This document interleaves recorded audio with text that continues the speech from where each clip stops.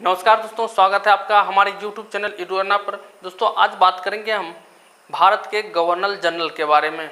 दोस्तों इससे संबंधित जो है हम दो वीडियो जारी करती हैं, जिसमें एक था बंगाल का गवर्नर और दूसरा था बंगाल का गवर्नर जनरल। दोस्तों 1757 की लड़ाई में जो प्लासी का युद्ध हुआ था, उसके बाद अंग्रेजों ने भारत पर कब्जा किया और उसने सबसे पहले 3 क्षेत्र पर जो है अपनी दीवानी स्थापित किया। उसमें था बंगाल, बिहार और उड़ीसा। तो उसी का कार्यभार संभालने के लिए इसने एक गवर्नर नियुक्त किया, जिसका नाम था बंगाल, जिसका नाम दिया बंगाल का गवर्नर। फिर इसके बाद जैसे जैसे इसका क्षेत्र विस्तार हुआ और उसके बाद जो है वह अपना गवर्नर का नाम चेंज करके बंगाल का गवर्नर जनरल कर दिया गया। और फिर जो है 1833 में इन्होंने एक प्रावधान लाया और उसके बाद जो है बंगाल के गवर्नर जनरल का नाम चेंज करके भारत का गवर्नर जनरल कर दिया गया। दोस्तों यह जो है गवर्नर जनरल और वायसराय से संबंधित वो 67वीं बीपीएससी के लिए जो है ज़्यादा महत्वपूर्ण है, क्योंकि इससे जो है लगभग 3 या 2 प्रश्न हमेशा हर एग्जाम में पूछ दिया जाता है। गवर्नर जनरल के कार्यकाल से संबंधित या गवर्नर जनरल के नाम से संबंधित जो है प्रश्न हमेशा पूछ दिया जाता है। तो यह जो है बहुत ही महत्वपूर्ण है, इसलिए इसको आप ध्यान से देखिए।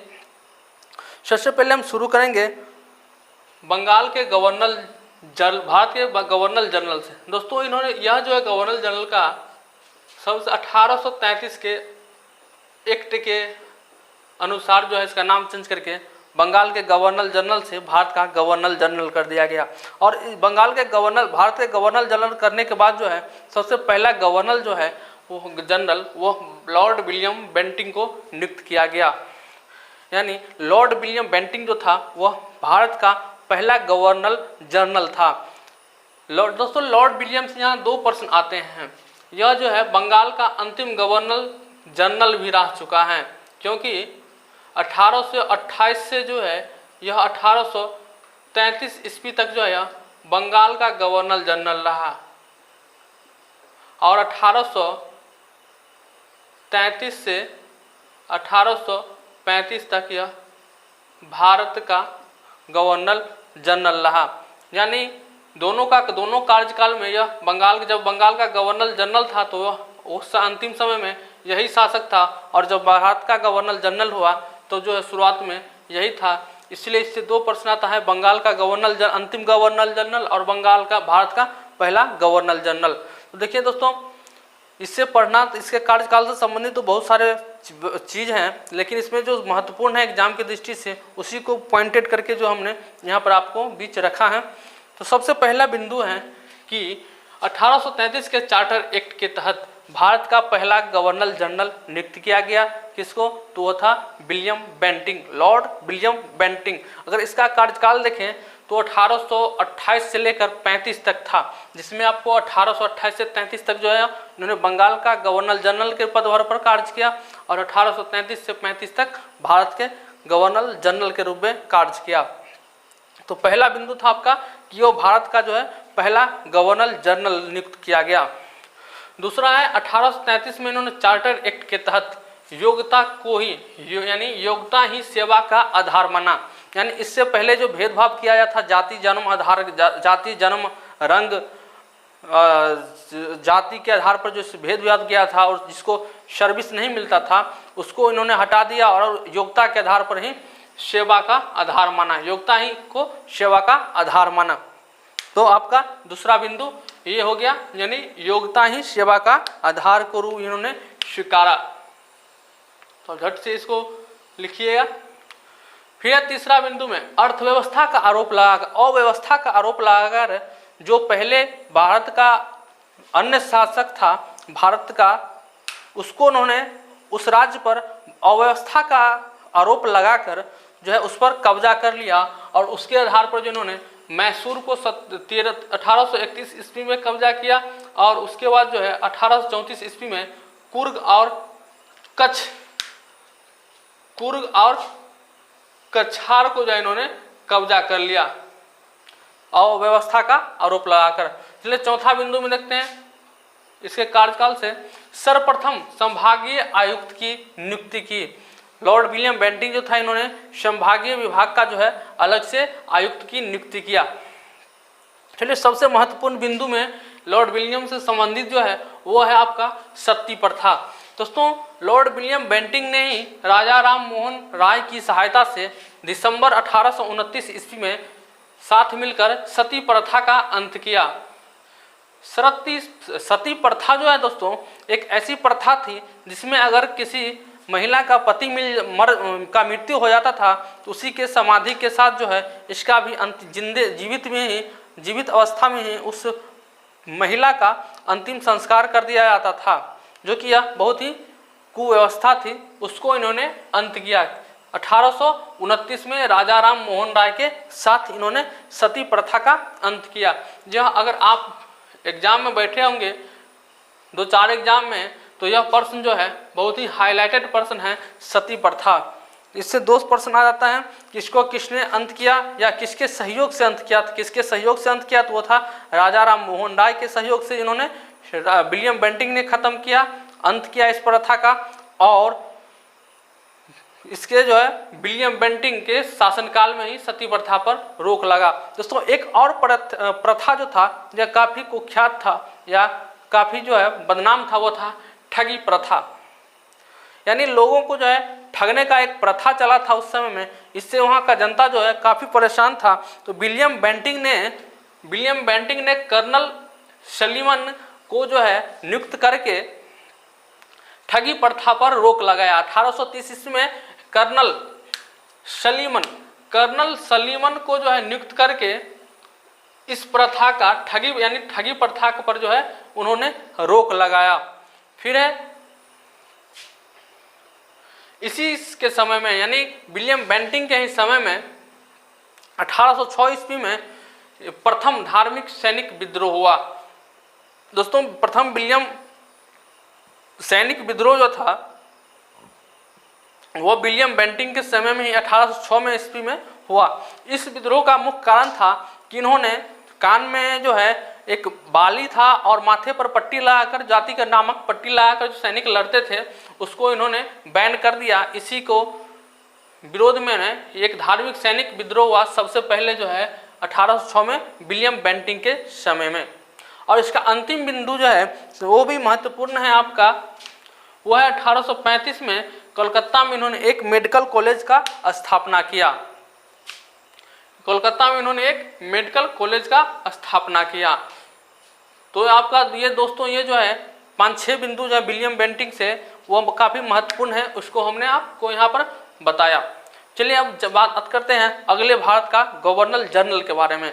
विलियम बेंटिंक के बाद जो है अगला गवर्नर जनरल जो है उसको आपको चार्ल्स मेडकॉफ को नियुक्त किया गया। चार्ल्स मेडकॉफ का शासनकाल जो था आपका 1835 से लेकर 1836 तक का कार्यकाल था, यानी 1 से 1.5 साल जो है चार्ल्स मेडकॉफ का शासन रहा। इसके शासनकाल में कुछ ज़्यादा काम नहीं हुआ, कुछ परिवर्तित ज़्यादा नहीं हुआ, और कुछ जो परिवर्तित हुआ महत्वपूर्ण है उसको हमने यहाँ पर डिनोटेड किया है। उसमें है कि 1835 ईस्वी में इसने प्रेस एक्ट पारित किया, एक प्रेस का एक्ट पारित किया, यानी समाचार पत्रों पर जो है उस पर एक प्रेस एक्ट पारित किया और समाचार पत्रों से सभी प्रतिबंध हटा लिया गया। जो एडम्स के समय में 1823 में जो समाचार पत्रों पर प्रतिबंध लगा था उसको जो है मेडकॉफ ने हटा लिया। किसको हटा लिया? तो समाचार पत्रों पर से प्रतिबंध पूर्ण रूप से हटा लिया। और यह लगा किसके समय में था, किस गवर्नर जनरल ने लगाया था?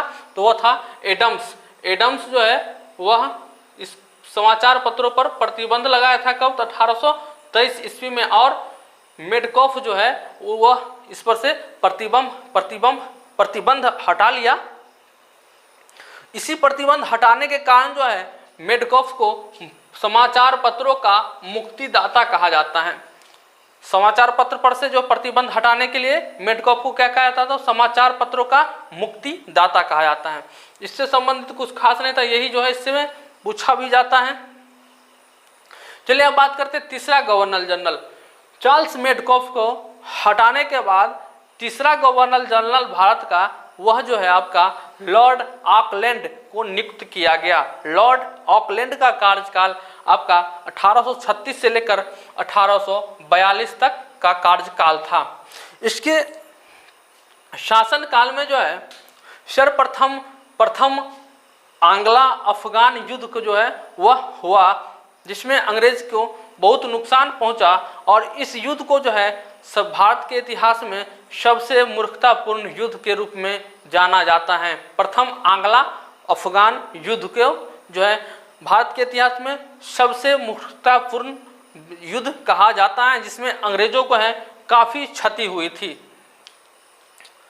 तो यह इस ऑकलैंड के समय में ही प्रथम आंग्ला अफगान युद्ध जो हुआ था।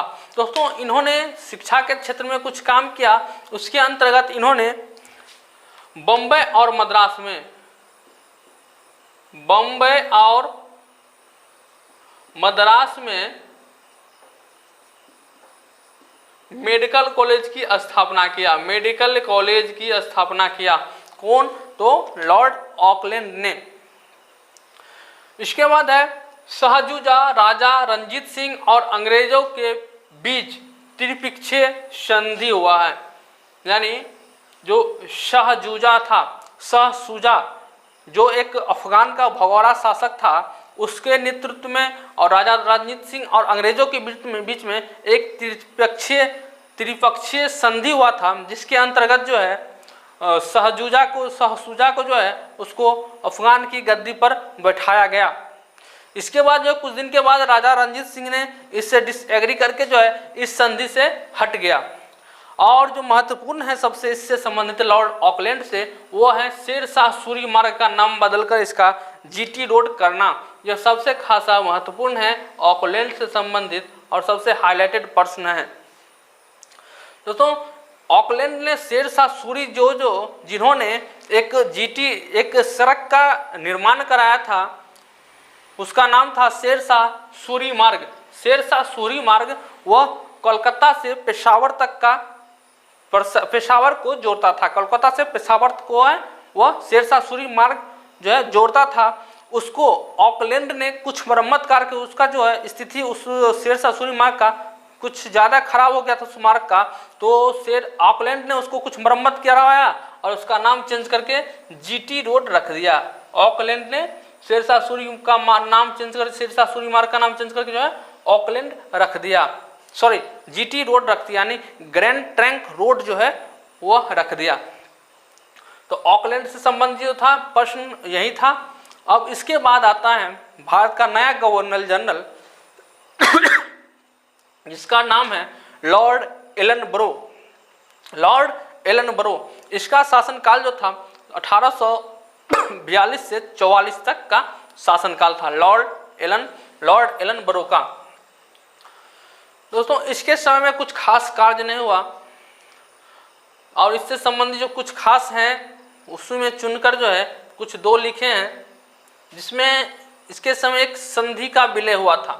इसी के समय में जो है सिंध जो है पाकिस्तान में वर्तमान में स्थित है, उसका जो है उन्होंने भारत अपने राज्य में विलय कर लिया था। और एलनबरो ने ही जो है इन्होंने ही दास प्रथा का अंत कर दिया था, दास प्रथा पर अंत कर दिया था। इससे पहले कॉर्नवालिस ने भी इस पर रोक लगाया था, लेकिन पूर्ण रूप से रोक नहीं लग पाया था, और उसको जो है लॉर्ड एलनबरो ने दास प्रथा पर 1847 में पूर्ण रूप से अंत कर दिया, यानी पूर्ण रूप से रोक लगा दिया गया। चलिए अब अगली गवर्नर आते हैं, पांचवा, उसके बारे में बात करते हैं। लॉर्ड एलनबरो के बाद जो नए गवर्नर नियुक्त किया गया, नए गवर्नर जनरल भारत का, वो था लॉर्ड हॉर्डिंग। लॉर्ड हॉर्डिंग के बारे में दोस्तों अगर बात आए तो इसका कार्यकाल जो था आपका 1844 से 1848 ईस्वी तक लॉर्ड हॉर्डिंग का कार्यकाल था। यानी अगर लगाए तो लमसम जो है 4 से 5 साल तक का इसका कार्यकाल था। इसके समय में जो है एक महत्वपूर्ण था नरबलि पर रोक, यानी जो आदमी का यानी नर का जो बलि दिया जाता था उस पर इन्होंने रोक लगवाया। और इससे कुछ है महत्वपूर्ण, वो है प्रथम आंग्ला सिख युद्ध। प्रथम आंग्ला सिख युद्ध जो है लॉर्ड हॉर्डिंग के समय में ही हुआ था। और इन्होंने एक और महत्वपूर्ण काम किया था, जो अंग्रेजों के समय में नमक पर जो कर लगता था उसको इन्होंने आधा कर दिया, यानी नमक पर से कर हटाकर और उसको कर को जो है आधा कर दिया, जिससे जो है आम नागरिकों को सहूलियत हुआ। और सबसे महत्वपूर्ण है इसका लॉर्ड हर्डिंग से, वो है खोंड जनजातियों में जो प्रचलित था। खोंड जनजाति में उस समय में एक प्रथा प्रचलित था कि जब बलि दिया जाता था तो किसी इंसान का बलि दिया जाता था, जिसको हम नरबलि प्रथा कहते थे। उन्होंने ही लॉर्ड हेनिक के समय में इस प्रथा पर रोक लगा, नर बलि पर प्रथा पर जो है रोक लगाया। और यह किस जनजाति में प्रथा ज्यादा चलन था, वो था खोंड जनजाति। खोंड एक जनजाति है जिसमें यह नरबलि का प्रथा प्रचलित रहता था, उस पर जो है लॉर्ड हॉर्डिंग ने ही रोक लगाया। दोस्तों, हमने 5 गवर्नर जनरल भारत का पढ़े और अंतिम गवर्नर जनरल के बाद पढ़ेंगे, वो काफ़ी महत्वपूर्ण है। जो अंतिम गवर्नर जनरल है वो है आपका भारत का, वो था लॉर्ड डलहौजी। लॉर्ड डलहौजी जो है इसके इन्होंने अपने शासनकाल में बहुत सारे कार्य किए, सामाजिक स्तर पर, राजनीतिक स्तर पर, शिक्षा के स्तर पर, या कहें तो आर्थिक स्तर पर इन्होंने बहुत ज़्यादा काम किया। तो दोस्तों चलिए बात करते हैं लॉर्ड डलहौजी के बारे में। सबसे पहले हम बात करेंगे लॉर्ड डलहौजी के राजनीतिक कार्य के बारे में।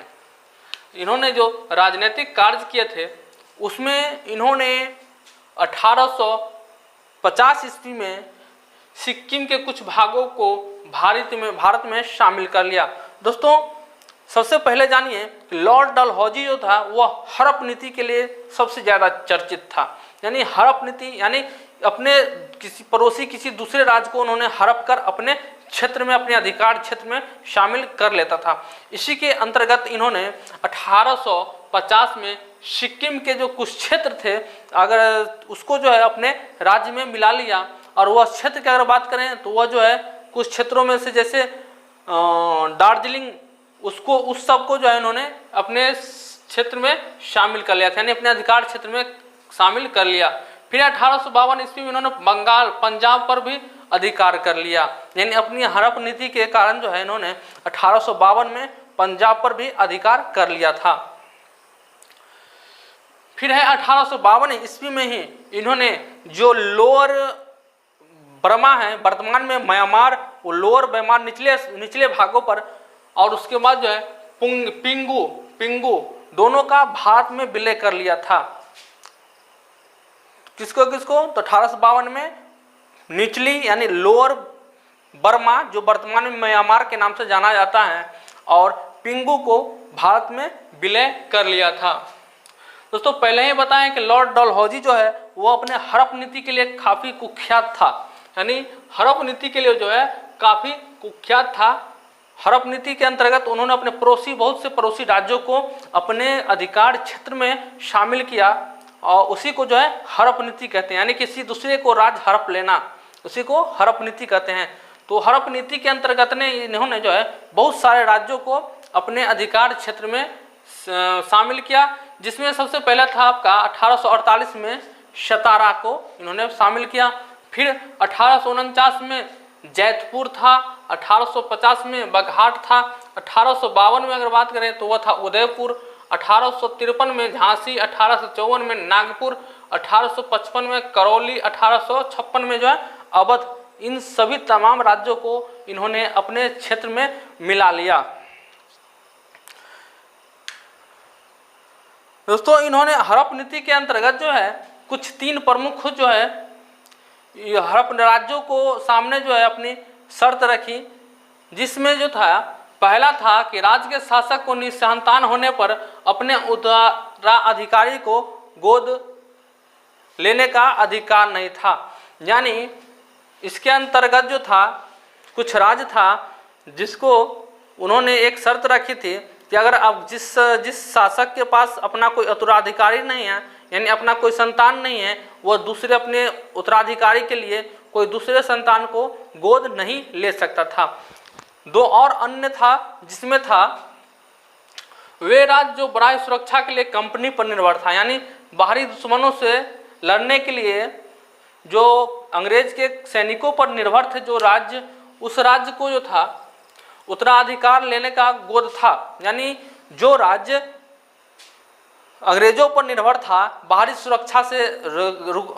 सुरक्षा के लिए, उसको तो अधिकार लेने का उत्तराधिकारी लेने का अधिकार था, लेकिन उसको जो है सबसे उससे पहले अधिकार लेने उत्तराधिकारी को गोद लेने से पहले उसको अंग्रेजों से अनुमति लेना पड़ता था। तीसरा है, इस प्रकार के राज्यों को अपना उत्तराधिकारी लेने का पूरा अधिकार था, यानी कुछ ऐसे राज्य भी थे जिसको जो है अपना उत्तराधिकारी लेने के लिए, गोद लेने के लिए पूरी अधिकार था। उस राज्यों में अगर बात करें तो आपका जयपुर, उदयपुर, इस तमाम राज्यों जो है उसको जो है अंग्रेजों ने छूट दिया था कि वो अपना उत्तराधिकारी को आसानी से चुन सकते हैं, अपनी मर्जी से चुन सकते हैं।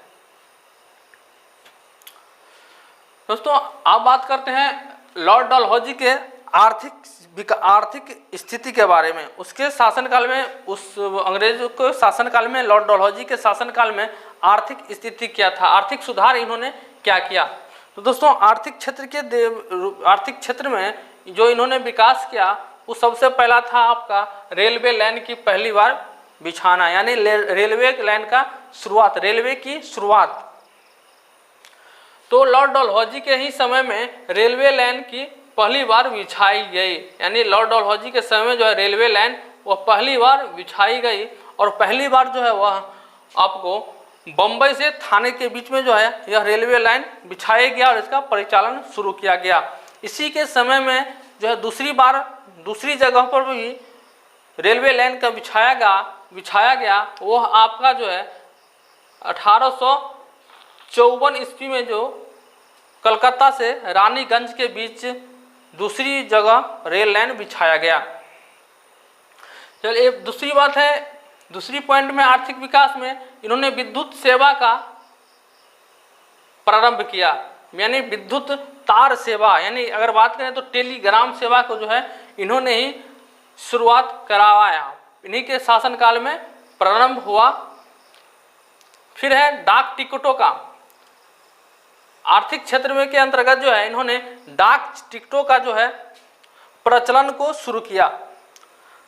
इन्होंने लॉर्ड डलहौजी ने ही डाक टिकटों के प्रचलन को शुरू करवाया और उसका जो है अंतिम बंदरगाहों को अंतर्राष्ट्रीय व्यापार के लिए खोल दिया गया, यानी अपने अर्थव्यवस्था के विकास के लिए जो है बंदरगाहों को जो है पूर्ण रूप से खोल दिया गया, अंतर्राष्ट्रीय व्यापार के लिए खोल दिया गया। चलिए शिक्षा में, इसका शिक्षा से संबंधित लॉर्ड डलहौजी के कार्यकाल में शिक्षा के विकास से संबंधित जो है प्रश्न आते हैं। वो होता है वो जो है आपका एक होता है वुड डिस्पैच। वुड डिस्पैच जो है अगर बात करें तो 65वीं में यह प्रश्न आया था कि वुड डिस्पैच किसके समय में आया था। तो इन्होंने शिक्षा में सुधार के लिए एक कमेटी का गठन किया, उसका जो अध्यक्ष था वह था आपका चार्ल्स वुड। 1854 ईस्वी में सर चार्ल्स वुड के सिफारिश पर ही जो शिक्षा में सुधार के लिए एक नीति लाया, उस नीति को जो है वुड डिस्पैच नाम दिया गया और वह जो है भारत के में शिक्षा सुधार के लिए लागू कर दिया गया। वुड डिस्पैच जो था वह एक शिक्षा नीति के लिए लाया गया था और वो उसको पूरे भारत में लागू कर दिया गया। इसके अंतर्गत जो है वुड डिस्पैच के अंतर्गत 1857 में कलकत्ता, बम्बई और मद्रास में 3 विश्वविद्यालय जो है इन्होंने स्थापित किया।